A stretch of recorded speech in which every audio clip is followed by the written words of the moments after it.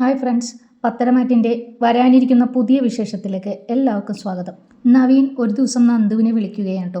നന്ദു, നീ ഇന്ന് ഫ്രീ ആണോ? എന്താ നവീനേട്ടാ? അല്ല, എനിക്ക് നിന്നെ ഒന്ന് കാണണം, കുറച്ച് സംസാരിക്കാനുണ്ട്. ഒരു കാര്യം ചെയ്യ്, നമുക്ക് ഏതെങ്കിലും കോഫി ഹൗസിൽ വെച്ച് കണ്ടാലോ? ശരി എന്ന് പറഞ്ഞ് നന്ദു കോൾ കട്ട് ചെയ്യുകയാണ് കേട്ടോ. പിന്നീട് നന്ദു അനിയെ വിളിച്ചിട്ട് ചോദിക്കുന്നുണ്ട്, എടാ നവീൻ ചേട്ടൻ എന്നെ ഒന്ന് കാണണമെന്ന് പറഞ്ഞിട്ടുണ്ട് കോഫി ഹൗസിൽ വെച്ച്, നീ വരുന്നോ എന്ന് ചോദിക്കുമ്പോൾ അനി പറയും, ഇല്ലടി, എനിക്കിവിടെ കുറച്ച് തിരക്കുണ്ട്. പിന്നെ നിന്നെയല്ലേ കാണണമെന്ന് പറഞ്ഞത്, നീ പോയിട്ട് വാ. നിങ്ങൾ ഒരേ പ്രൊഫഷനിലുള്ളവരല്ലേ, കേസിൻ്റെ വല്ല കാര്യമായിരിക്കും. ഞാൻ എന്തിനാ അവിടെ വന്ന് ബോറടിച്ചിരിക്കുന്നത്? ഓക്കേടാ, എന്നാൽ ശരി എന്ന് പറഞ്ഞിട്ട് നന്ദു കോൾ കട്ട് ചെയ്യുകയാണ് കേട്ടോ. പിന്നീട് നന്ദുവും നവീനും കോഫി ഹൗസിൽ വെച്ച് കണ്ടുമുട്ടുകയാണ് കേട്ടോ. എന്താ നവീനേട്ടാ, എൻ്റെ വല്ല ഹെൽപ്പും ആവശ്യമുണ്ടോ എന്ന് നന്ദു ചോദിക്കുകയാണ്. അല്ലാതെ നവീൻ അവളെ കാണേണ്ട കാര്യമില്ലല്ലോ എന്ന് വിചാരിച്ചിട്ടാണ് നന്ദു ചോദിക്കുന്നത്. ഏയ് അതൊന്നുമല്ലടി. പിന്നെന്താ? അതെ, ഞാൻ ചോദിക്കുന്ന കാര്യത്തിൽ സത്യസന്ധമായ ഒരു മറുപടിയാണ് എനിക്ക് വേണ്ടത്. എന്താ നവീനേട്ട ചോദിക്ക്. എന്നോട് പറയുന്നതിൽ ഇത്ര മുഖവരിയുടെ ആവശ്യമുണ്ടോ? എൻ്റെ വീട്ടിൽ അമ്മയും മുത്തച്ഛനുമൊക്കെ ഒരേ ഒരു കാര്യമാണ് എന്നോട് ആവർത്തിച്ചു പറഞ്ഞുകൊണ്ടിരിക്കുന്നത്, അതെൻ്റെ വിവാഹമാണ്. അത് ശരിയാ, നവീനേട്ടൻ്റെ അമ്മ എന്നെ കണ്ടപ്പോഴും സൂചിപ്പിച്ചിരുന്നു. അല്ല, എന്തായാലും ഒരു പെണ്ണ് കെട്ടണ്ടേ, അപ്പോൾ പിന്നെ വൈകിക്കുന്നതെന്തിനാ? അത് തന്നെയാ ഞാൻ നിന്നെ കാണാൻ വന്നത് നന്ദു. ആ പെണ്ണ് നീ ആയാൽ കൊള്ളാമെന്നുണ്ട് എന്ന് നവീൻ പറയുമ്പോൾ ഇടിവെട്ടേറ്റതുപോലെ ആയി പോവുകയാണ് കേട്ടോ നന്ദു. എന്താ നന്ദു നീ ഒന്നും പറയാത്തത്? നവീനേട്ടാ, എൻ്റെ എൻഗേജ്മെൻറ്റ് മുടങ്ങിയതറിയാലോ. എനിക്കിപ്പോൾ വിവാഹത്തിന് താല്പര്യമില്ല. ഞാൻ ആഗ്രഹിച്ച ജോലിയാണ് എനിക്ക് കിട്ടിയത്. അത് തുടങ്ങിയതല്ലേ ഉള്ളൂ. ഇനിയിപ്പോൾ എന്തായാലും കുറച്ച് കഴിഞ്ഞിട്ടേ ഞാൻ ഇതിനെപ്പറ്റി ചിന്തിക്കുന്നുള്ളൂ. ഓക്കെ, ഞാൻ വെയിറ്റ് ചെയ്യുമെങ്കിൽ നീ ഓക്കെ ആണോ എന്ന് നവീൻ ചോദിക്കുകയാണ്. അതായത് വേറെ വല്ല പ്രേമോ മറ്റോ ഉണ്ടോ എന്നാണ് ഞാൻ ഉദ്ദേശിച്ചത്. അങ്ങനെയൊന്നുമില്ല നവീനേട്ടാ എന്ന് പറയുകയാണ് കേട്ടോ. എന്തുകൊണ്ടോ നന്ദു അനിയുമായിട്ടുള്ള ബന്ധം നവീനോട് പറയില്ല കേട്ടോ. അങ്ങനെ സന്തോഷത്തോടെ നവീൻ പോവുകയാണ്. അതേസമയം ജാനകിയാണെങ്കിൽ അനിയുമായുള്ള വിവാഹം തൻ്റെ ബന്ധത്തിലുള്ള ഏതെങ്കിലും കുട്ടിയെ കൊണ്ട് നടത്തണമെന്നാണ് കേട്ടോ ആഗ്രഹിക്കുന്നത്. ജാനകി ആ വഴിക്കൊക്കെ അന്വേഷിക്കുന്നുണ്ട്. ഇനി എൻ്റെ മോന് നല്ലൊരു ജീവിതം താനായിട്ട് ഉണ്ടാക്കി കൊടുക്കണം എന്ന് ഒറ്റ വാശയുള്ളൂ ജാനകിക്ക്. അത് അജയനോട് പറയുമ്പോൾ അജയൻ പറയും, നീ ഏത് പെൺകുട്ടിയെ കെട്ടിച്ചു കൊടുത്താലും അവന് നന്ദുവിനെ കിട്ടുന്നതിനേക്കാൾ നല്ല ബന്ധം കിട്ടില്ല. ജാനകി, നമ്മുടെ മോൻ ആഗ്രഹിക്കുന്നത് നന്ദുവുമായുള്ള അവൻ്റെ വിവാഹമാണ്. നന്ദു നല്ല കുട്ടിയുമാണല്ലോ, ആ ജേട്ടനും അങ്ങനെ തന്നെയാണല്ലേ ആഗ്രഹിക്കുന്നത്. പക്ഷേ ഒരിക്കലും ഈ തറവാട്ടിലേക്ക് നന്ദുവിനെ ഞാൻ കയറ്റാൻ സമ്മതിക്കില്ല. വേണ്ട, നീ കേട്ടണ്ട. പക്ഷേ അവന് ഇഷ്ടമില്ലാത്ത ഒരു ബന്ധം അവനെ കൊണ്ട് നീ സമ്മതിപ്പിക്കാമെന്ന് വിചാരിക്കേണ്ട എന്ന് അജയൻ പറയുകയാണ്. അവന് സമ്മതമാണെങ്കിലേ അവൻ്റെ കല്യാണം നടത്തൂ എന്ന് അജയൻ പറയുകയാണ്. എല്ലാവർക്കും നന്ദുവിനെ ഇങ്ങോട്ട് കൊണ്ടുവരണം, ഒരു കാരണവശാലും ഞാൻ സമ്മതിക്കില്ല എന്ന് പറഞ്ഞ് ജാനകി പോവുകയാണ്. പിന്നീട് നവീൻ മുത്തശ്ശനോട് നന്ദുവിനെ കുറിച്ച് പറയുകയാണ് കേട്ടോ. മുത്തച്ഛ, നന്ദുവിനെ തനിക്ക് ഇഷ്ടമാണെന്നും അവളോട് സംസാരിച്ചപ്പോൾ അവൾക്ക് ഇപ്പോൾ കല്യാണത്തിന് സമ്മതമല്ലെന്നൊക്കെയാണ് പറഞ്ഞത്. പക്ഷേ ഞാൻ കാത്തിരിക്കാൻ തയ്യാറാണ്, എനിക്ക് നന്ദുവിനെ ഇഷ്ടമായെന്ന് പറയുകയാണ് കേട്ടോ. മുത്തശ്ശൻ ഇത് കേട്ട് ചിരിക്കുകയാണ്. പിന്നീട് നവീൻ തന്നെ അനിയെയും വിളിച്ചിട്ട് പറയുകയാണ് നന്ദുവുമായിട്ട് സംസാരിച്ച കാര്യം. എടാ അനി, ഞാനൊരു പെൺകുട്ടിയുടെ കാര്യം പറഞ്ഞിരുന്നില്ലേ, ഇന്ന് ഞാൻ അവളെ കണ്ടു, സംസാരിച്ചു.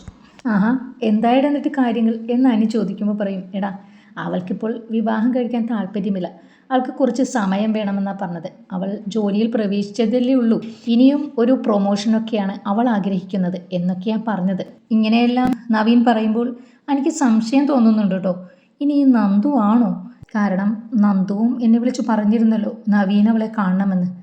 ഇനി അതാണോ ഈശ്വര? അല്ലടാ, നീ ഇപ്പോഴും ആരാണെന്ന് പറഞ്ഞില്ലല്ലോ. എടാ, അത് മറ്റാരുമല്ല, നിനക്ക് നന്നായിട്ട് അറിയാവുന്ന ആളാ. അതുകൂടി കേൾക്കുമ്പോൾ അനി വെട്ടി വീർക്കുകയാണ് കേട്ടോ. നീ പെണ്ണിനെ കാണിച്ചതാ, ഞാൻ നടത്തിത്തരാമെന്നല്ലേ അനി പറഞ്ഞത്. പിന്നെ ഇനി നന്ദുവാണെന്നറിയുമ്പോൾ പറ്റില്ല എന്ന് പറയാൻ പറ്റില്ലല്ലോ. എടാ, മറ്റാരുമല്ല, നമ്മുടെ നന്ദുവാടാ എന്ന് കേൾക്കുമ്പോൾ അനി ആകെ തകർന്നു പോവുകയാണ് കേട്ടോ. അവന് നന്ദു തന്നിൽ നിന്നും അകന്നു പോകുന്നത് പോലെയൊക്കെ തോന്നുകയാണ് കേട്ടോ. ഉടൻ തന്നെ അനി നന്ദുവിനെ വിളിക്കുന്നുണ്ടെങ്കിലും നന്ദുവിനെ വിളിച്ചിട്ട് കിട്ടുന്നില്ല കേട്ടോ. പിന്നീട് നെവിൻ്റെ മുത്തശ്ശൻ അനിയുടെ മുത്തശ്ശനെ വിളിക്കുകയാണ്. എന്തൊക്കെയുണ്ടോ വിശേഷം? താൻ എന്നെ വിളിക്കണമെങ്കിൽ എന്തോ കാര്യമുണ്ടല്ലോ, അല്ലാതെ താൻ വിളിക്കുകയൊന്നുമില്ല. ഒരു ചെറിയ കാര്യമുണ്ട്. എന്താടോ? എൻ്റെ കൊച്ചുമോനെ, നയനമോളുടെ അനിയത്തിയില്ലേ, അവളുടെ പേരെന്താ? നന്ദുവോ എന്ന് മുത്തശ്ശൻ ചോദിക്കാണ്ടോ. നന്ദു, അവൾ തന്നെ. അവളെ ഇഷ്ടമാണെന്നും വിവാഹം കഴിക്കാൻ ആഗ്രഹിക്കുമെന്നൊക്കെ പറഞ്ഞു.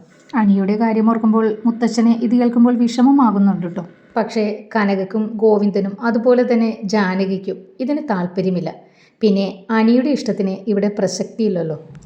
അവൾ നല്ല കുട്ടിയാടോ, നയനമോളെപ്പോലെ തന്നെയാ. സത്യസന്ധത വിട്ട് ഒരു കാര്യവും അവൾ ചെയ്യില്ല. ആൾ നല്ല സ്മാർട്ടാണ്. ആ, അന്ന് കേസിൻ്റെ കാര്യം വന്നപ്പോൾ നവീൻ പറഞ്ഞിരുന്നു അവളെക്കുറിച്ച്. എന്നാൽ പിന്നെ അതങ്ങ് ആലോചിക്കാമെന്ന് വെച്ചടോ. നല്ല കാര്യമാടോ. നന്ദുമോൾ അങ്ങനെ ഒരു നല്ല തറവാട്ടിലേക്ക് വരട്ടെ. എന്നാൽ ഞാനൊരു നല്ല ദിവസം നോക്കി അങ്ങോട്ട് വരാം. നമുക്കൊരുമിച്ച് അവളുടെ വീട്ടിൽ പോകാം, എന്നിട്ട് സംസാരിക്കാം. അതിനെന്താ, തനിക്ക് എപ്പോഴാ സമയമെന്ന് മാത്രം പറഞ്ഞാൽ മതി. മുത്തശ്ശൻ ഇത് വന്ന് മുത്തശ്ശിയോട് പറയുകയാണ് കേട്ടോ. മുത്തശ്ശിക്കാണെങ്കിൽ ഇത് കേട്ട് വിഷമമാവുകയാണ്. അല്ല, നമ്മുടെ അനി ഇതറിഞ്ഞാൽ അവന് സങ്കടമാവില്ലേ? ആ, സങ്കടമാവും. പക്ഷേ കനകക്കും ഗോവിന്ദനും അത് ഇഷ്ടമല്ലല്ലോ. പിന്നെ എങ്ങനെയാടോ നമ്മൾ അതിന് കൂട്ടു നിൽക്കുന്നത്? ആ, ദൈവനിയോഗം പോലെയൊക്കെ വരട്ടെ എന്ന് മുത്തശ്ശി പറയുകയാണ് കേട്ടോ. പിന്നീട് നവിൻ്റെ മുത്തശ്ശനും അമ്മയും അനന്തപുരിയിലെത്തുകയാണ്. അങ്ങനെ അനന്തപുരിയിലുള്ളവരെല്ലാം ഇതറിയുകയാണ് കേട്ടോ. അനി ഇതെല്ലാം സങ്കടത്തോടെ കേട്ടു നിൽക്കുകയാണ്. ഇതറിയുമ്പോൾ ജാനകിക്കും ജലജയ്ക്കും അതുപോലെ തന്നെ നവ്യക്കും സന്തോഷമാവുകയാണ് കേട്ടോ. കാരണം നവ്യക്കും നന്ദുവിനെ ഈ തറവാട്ടിലേക്ക് കൊണ്ടുവരണമെന്ന് ആഗ്രഹമില്ലല്ലോ. അവർ നേരെ നന്ദാവനത്തിൽ എത്തുകയാണ് കേട്ടോ. ആ, വരൂ സാർ, എന്താ വിശേഷം എന്ന് ഗോവിന്ദൻ മുത്തശ്ശനെ കാണുമ്പോൾ ചോദിക്കുകയാണ് കേട്ടോ. ആ, താൻ ഇരിക്കടോ, പറയാം എന്ന് മുത്തശ്ശൻ പറയുകയാണ് കേട്ടോ. കനക വേഗം ചായ എടുക്കാനായിട്ട് അടുക്കളയിലേക്ക് പോകും. എടോ ഗോവിന്ദ, ഇതെൻ്റെ സുഹൃത്താണ്, വലിയൊരു അഭിഭാഷകൻ കൂടിയാണ്.